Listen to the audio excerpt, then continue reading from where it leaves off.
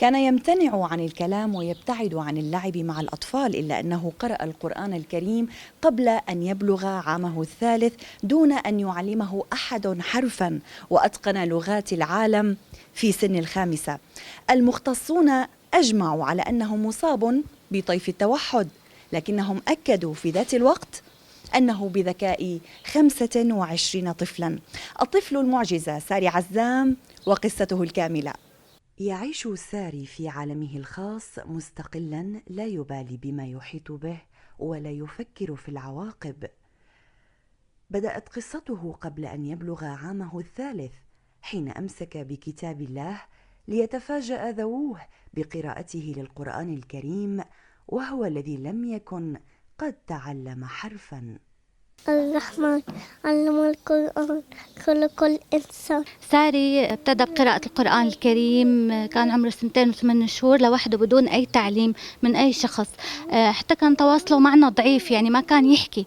يسعى الأطفال في عمر ساري إلى اللعب واللهو، بينما ينشغل ابن الخامسة في اكتشاف لغات جديدة وحل مسائل حسابية معقدة، ناهيك عن الوقت الذي يقضيه في فك ألغاز ألعاب الذكاء عبر شبكة الإنترنت. طب قل لي مرحبا، أنا اسمي ساري عزام بالصيني. هو ساري عزام. على 4 سنين كان بيقرأ أرقام، مثلا 1 وقدامه 100 صفر. قبل ما يطبق ال5 سنين كان بيعرف أغلب لغات العالم كحروف كلمات وجمل. من خلال اختبارات الذكاء أجمع الأطباء على أن ساري بذكاء 25 طفلا، وبعد تشخيص حالته بمتلازمة موهوب تبين من خلال تخطيط دماغ ساري أنه بدماغ سليم، ما يجعله حالة نادرة على مستوى العالم تستوجب الالتفات.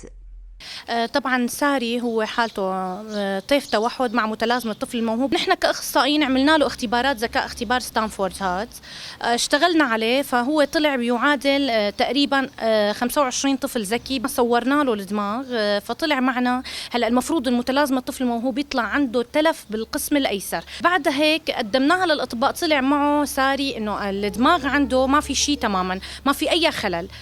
فبعد ما مراجعة الأطباء فاعتبروا ساري هو حالة نادرة. عباقرة كثر كانوا مصابين بهذا الاضطراب، منهم نيوتن وبيتهوفن وفان جوخ وبيل غيتس وغيرهم.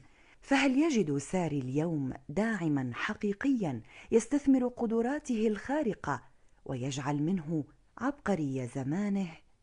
لارا نخال، دمشق، الاتجاه.